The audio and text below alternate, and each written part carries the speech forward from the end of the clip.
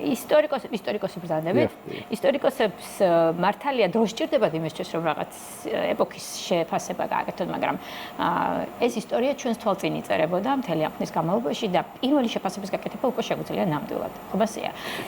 ილია მეორის როლი საქართველოს თანამედროვე ისტორიაში, როგორ შეიძლება ეს დავახასიათოთ?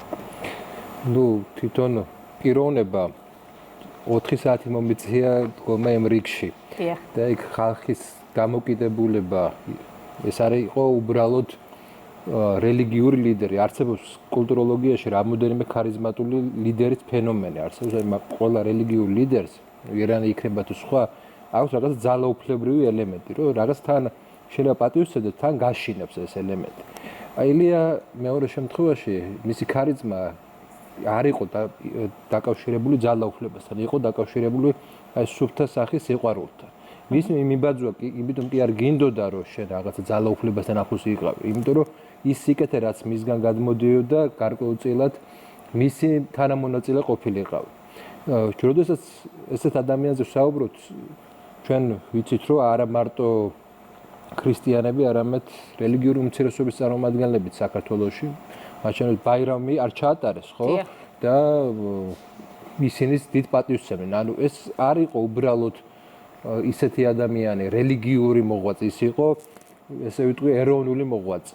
საერთო ქართული სამოქალაქო საზოგადოების, არა მარტო ეთნიკური ქართველი, არამედ სამოქალაქო ერის მნიშვნელოვანი სიმბოლო იყო და ამ დღეებმა დაამტკიცეს ეს, რომ ის არ იყო მარტო ერთი ჯგუფის ლიდერი. თვითონ თავისი საქმიანობა და მოღვაწეობაც იყო რელიგიური და სულიერი სინთეზი, ხო ესეა, ბევრი რამ რაც გადმოიტანა საერო ცხოვრებაში და ბევრი რამ რაც გადმოიტანა სასულიერო ცხოვრებაში. ის იყო, მოდი ესე ვთქვათ, აი, როდესაც წარმოვიდგინოთ 77 წელი 40-მდე მოქმედი ეკლესია არის და არ არსებობს თანამედროვე ენაზე, ქართულ ენაზე ბიბლია. არ არსებობს პრაქტიკულად ქართული საზოგადოების ის ძველი ბიბლიაც, ძველ ქართულად რომელიც იწერება, არ გამოიცემოდა სპეციალურად, მიდიოდა გარკვეულწილად აი ესეთი კომუნისტური იდეოლოგიური რაღაც ტერორი, შეიძლება ეს უფრო შერბილებული იყო იმასთან შედარებით, რაც 20-ან და 30-ან წლებში იყო, მაგრამ მაინც პრაქტიკულად ესეთი დასუსტებული ეკლესია, როგორც მაშინ იყო,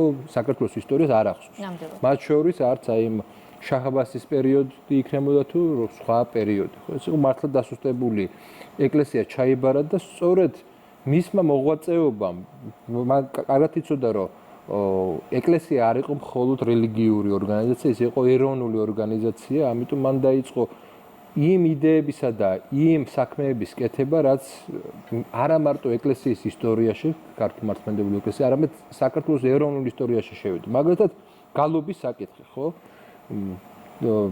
ჩვენ ვიცით, რომ დღემდე ჰყავს ქართულ გალობას გარკვეულწილად მოწინააღმდეგეები, მტრები. მის მრავალმხრივანობას. მან ესე იგი შექმნა ეს სკოლა, აღადგინა უბრალოდ სკოლა, ეს ერთი, მეორე, სასულიერო სემინარია აღადგინა. ჩვენ რომ გარკვეულწილად ეხლა რომ შევდივართ მართლმადიდებლურ ეკლესიაში და არის უამრავი სასულიერო პირის თარგმნები, ახალი გამოცემები, ესენი არ ყოფილა. ეს დაკარგული იყო პრაქტიკულად. ამიტომ იყო რომ ქართული თეოლოგიური სკოლა დასუსტებული იყო. რუსეთში შემორჩენილი იყო კომუნისტების დროსაც კი ფუნქციონირება. საქართველოში არ იყო ეს.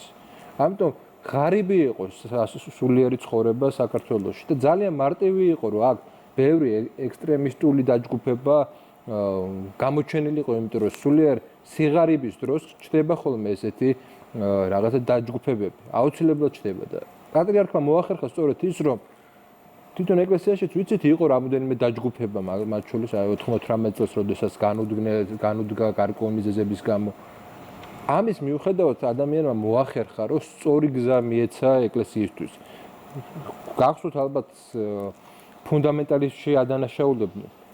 არანაირი კვალი არ ეტყობა ქვეყანას ფუნდამენტალიზმს. პირიქით უფრო გახსნილი იყო ლია მეორის დროს, ესე ვთქვათ, მკაცრ ჩარჩოებში არ იყო სასულიერო ცხოვრება ისე მოქცეული. ჩარჩოებში არ იყო ეს ერთი და მეორე, აბსოლუტურად ესე იგი ის მოქმედებდა არა როგორც მართველის სახელმწიფო, არამედ როგორც კეთილი მრჩეველი, რაც პრინციპში შუასაუკუნოვანი სწორი გაგება იყო, როგორც აი გრიგოლ ხანძთელის შემთხვევაში. გრიგოლ ხანძთელის ხო არ იყო მარტო სასულიერო პირის, მან შექმნა პრინციპში საქართველოს. მან ილიამ კი ხელახლა აღორძინა ის ეროვნული კულტურა, რაც იყო.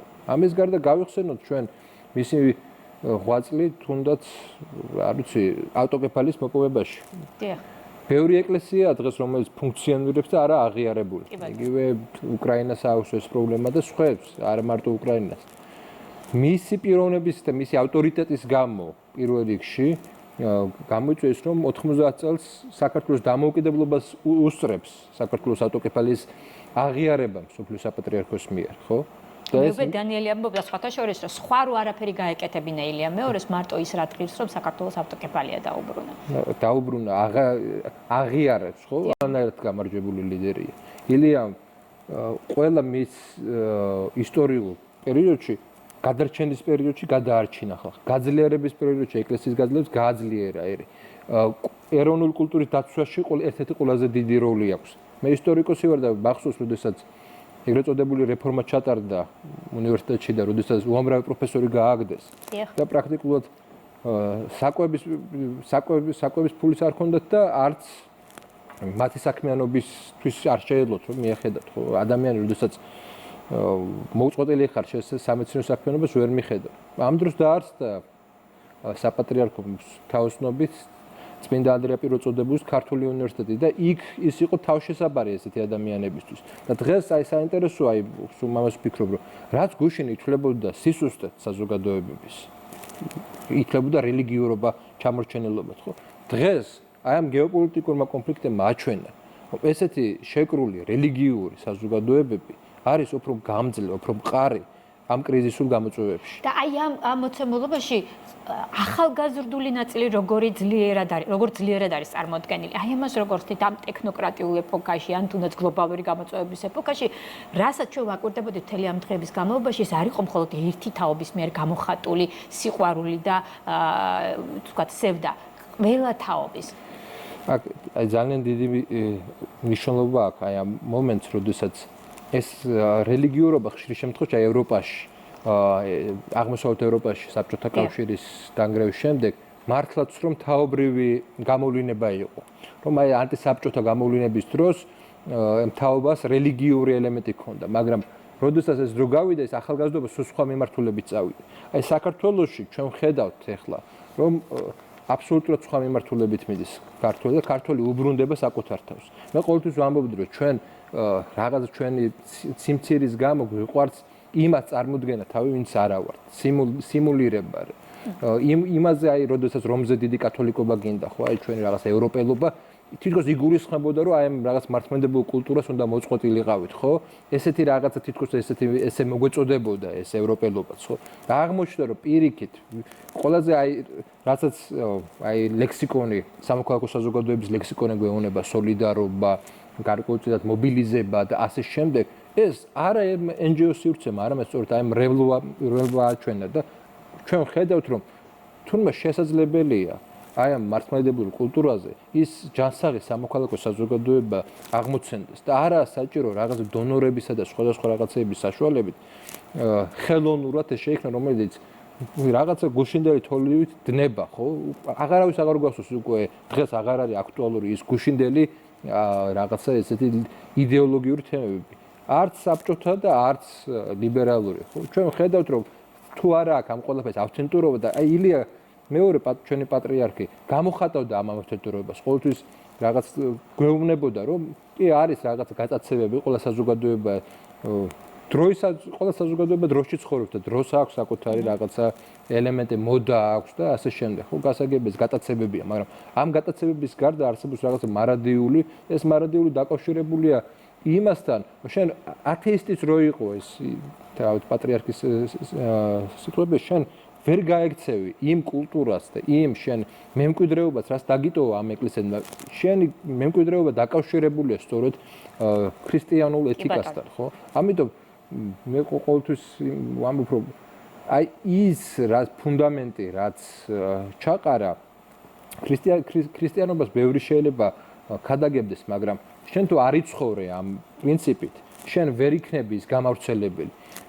ის ბავშვური სიკეთე, რასაც ქვია, აი თავდაპირველი სიკეთე. აი ღრმა სიბერეშიც კი არ დაუკარგავს ადამიანს და სწორედ ეს იყო მიზეზი, რატომაც ადამიანებს ესე უყვარდათ. არა ის, რომ მას შეიძლება დასჯა. მას არავის დასჯა არ შეიძლება. მას შეიძლება მხოლოდ ეჩვენებინა სიკეთე და ადამიანებს თვითონ უნდათ, რომ თანაზიარი ყოფილიყვნენ ამ სიკეთის. დიდი მადლობა. სწორედ ამიტომ არის ის ეროვნული გმირი და არა მარტო საეკლესიო. გასაგებია. ძალიან დიდი მადლობა ნუკრი